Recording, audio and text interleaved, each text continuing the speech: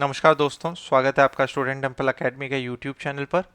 अब तक इस पॉलिटी सीरीज़ के अंदर हमने प्रेसिडेंट यानी राष्ट्रपति, गवर्नर यानी राज्यपाल, वाइस प्रेसिडेंट यानी उपराष्ट्रपति के टॉपिक्स को कवर किया है। आज हम प्राइम मिनिस्टर टॉपिक को स्टार्ट करने वाले हैं। भारत के प्रधानमंत्री।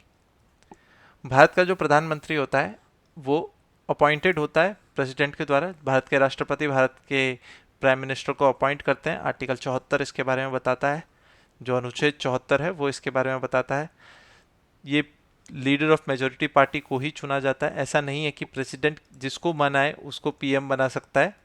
उनको ऐसा करने के लिए वो देखेंगे कि मेजोरिटी पार्टी कौन है। जब लोकसभा के चुनाव होते हैं उसके बाद में किस पार्टी के पास मेजोरिटी ये देखा जाता है। उस पार्टी के लीडर को प्राइम मिनिस्टर बन के गवर्नमेंट बनाने के लिए इनवाइट करते हैं प्रेसिडेंट, और उसको लोकसभा के अंदर अपनी मेजोरिटी भी प्रूव करनी होती है। ऐसे कुछ इंस्टेंसेस है जबकि डिस्क्रिशन का उपयोग भी करते हैं, अपने विवेक का उपयोग भी करते हैं राष्ट्रपति। ऐसे दो इंस्टेंस है जो पास्ट में हमने देखे हैं। एक तो जब किसी भी पार्टी के पास मेजोरिटी नहीं हो, उस सेंस के अंदर प्रेसिडेंट किसी को भी अपनी गवर्नमेंट बनाने के लिए बुला सकते हैं। जरूरी नहीं है कि सबसे बड़ी पार्टी को बुलाए, जिसको भी लगता है कि जिसके पास मेजोरिटी होगी उनके विवेक के अंदर, उनके डिस्क्रिशन के अंदर, तो वो उनको बुला सकते हैं। ऐसा पहला इंसिडेंट हुआ था जब नीलम संजीवा रेड्डी जी ने चौधरी चरण सिंह को गवर्नमेंट बनाने के लिए बुलाया था। दूसरा इंस्टेंस है जब डेथ ऑफ प्राइम मिनिस्टर होती है। पहले एक ऐसा कन्वेंशन था कि डेथ ऑफ प्राइम मिनिस्टर के बाद में एक एक्टिंग पीएम रहेंगे 2-3 महीने के लिए, और उस तब तक जो पार्लियामेंट्री ग्रुप है, जो लोकसभा के एमपीज हैं गवर्नमेंट पार्टी के, तो वो अपना नया लीडर चुन लेंगे। ऐसा हुआ था जब जवाहरलाल नेहरू जी की मृत्यु हुई, या फिर लाल बहादुर शास्त्री जी की जब मृत्यु हुई, तो उस समय गुलजारी लाल नंदा जी को दोनों ही समय 2-2 महीने के लिए एक्टिंग प्राइम मिनिस्टर बनाया गया था।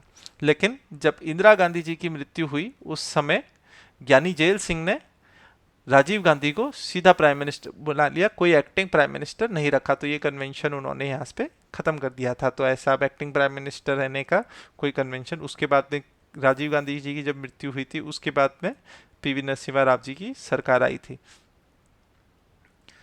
भारत का जो प्रधानमंत्री होता है वो लोकसभा का या राज्यसभा का मेंबर होता है। उसे मेंबर ऑफ पार्लियामेंट होना जरूरी है। वो लीडर ऑफ लोकसभा है, लेकिन वो मेंबर राज्यसभा के भी हो सकते हैं। तो ये इंटरेस्टिंग चीज़ है। ऐसे 3 प्रधानमंत्री हैं जो कि राज्यसभा के मेंबर थे, इंदिरा गांधी, एच डी देवगौड़ा और मनमोहन सिंह। ये तीनों ही राज्यसभा मेंबर्स थे, ये लोकसभा मेंबर्स नहीं थे। अगर कोई ऐसा प्राइम मिनिस्टर है जो प्राइम मिनिस्टर बन गया है और उस अभी तक वो दोनों हाउसेस का मेंबर नहीं है, तो 6 महीने के अंदर अंदर चुनाव लड़के जो किसी भी सदन का, या राज्यसभा या लोकसभा हो, उसका सदस्य बन सकता है। जो प्राइम मिनिस्टर को ओथ है वो प्रेसिडेंट दिलवाते हैं, और प्रेसिडेंट उनको 2 चीज़ों की ओथ दिलवाते हैं, एक तो ऑफिस की और सीक्रेसी की। इसको पद और गोपनीयता की शपथ भी कहते हैं। तो पद और गोपनीयता की शपथ में, गोपनीयता की शपथ में उनको सीक्रेसी रखनी होती है, सीक्रेट रखनी होती है। जो भी बातें उनको अपने पद पे रहते हुए जो पता लगती है भारत की सरकार चलाते समय, तो उसकी गोपनीयता उन्हें रखनी है। और दूसरी, उन्हें अपने पद का शुद्ध अंतःकरण से निर्वहन करना है। पूर्ण रूप से, मतलब साफ मन से अपने पद का जो भी रिस्पॉन्सिबिलिटीज़ है, जो भी दायित्व है, उनको पूरा करना है। तो इसमें 4 चीज़ें लिखी हुई है कैसे करेंगे। एक तो फेथ एंड एलिजेंस होना चाहिए कॉन्स्टिट्यूशन के लिए, हमारे संविधान के प्रति निष्ठा होनी चाहिए। जो भारत की सॉवरेनिटी और इंटीग्रिटी है, संप्रभुता और एकता है, उसको बनाए रखना है। और जो ऑफिस है उसको शुद्ध अंतःकरण से काम करना है अपने पद का, और सभी लोगों का भला लॉ और कॉन्स्टिट्यूशन के अकॉर्डिंग करना है। इनको क्या ऑफिस से निकाला जा सकता है? जैसे हमने देखा था प्रेसिडेंट के केस के अंदर इम्पीचमेंट था, प्रेसिडेंट के केस के अंदर इम्पीचमेंट था। गवर्नर के केस में प्रेसिडेंट उन्हें कभी भी निकाल सकते हैं, प्लेजर पे सर्व करते हैं। वाइस प्रेसिडेंट के केस में हमने देखा था कि एक रिजोल्यूशन पास करके लोकसभा प्लस राज्यसभा उन्हें निकाल सकती है। जो प्राइम मिनिस्टर है, प्राइम मिनिस्टर के केस में प्राइम मिनिस्टर, प्रेसिडेंट उन्हें कभी भी हटा सकते हैं, प्रेसिडेंट के प्लेजर पे सर्व करते हैं। लेकिन प्रेसिडेंट ऐसे ही नहीं कर सकते। प्रेसिडेंट को अगर लगता है कि उनके पास अब मेजोरिटी नहीं रही है तो वो उन्हें कह सकता है कि आप अपनी मेजोरिटी प्रूव कीजिए। जैसे अटल बिहारी वाजपेयी जी की जो 13 दिन की सरकार थी, तो उन्होंने पहले सरकार बनाई, उसके बाद में जब वो अपना बहुमत साबित नहीं कर पाए तो उन्होंने 13 दिन के बाद में अपना पद से रिजाइन किया। तो उनको बोला गया तो उन्होंने रिजाइन कर दिया।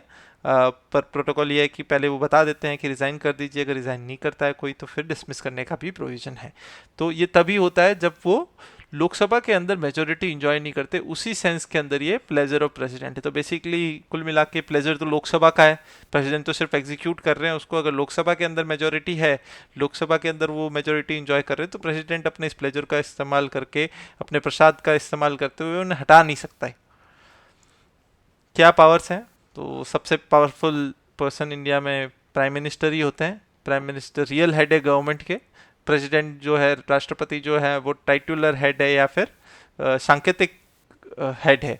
तो उनका मतलब रियल पावर नहीं होती है। रियल पावर गवर्नमेंट की प्राइम मिनिस्टर के पास होती है, क्योंकि वो एक इलेक्टेड रिप्रेजेंटेटिव है।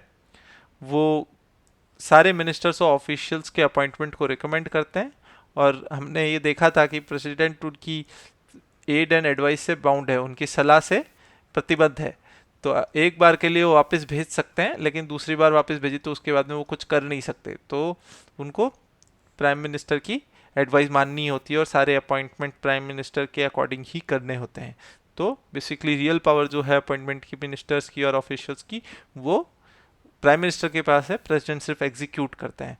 वो चेयरपर्सन होते हैं नीति आयोग के। पहले प्लानिंग कमीशन था, अब नीति आयोग है।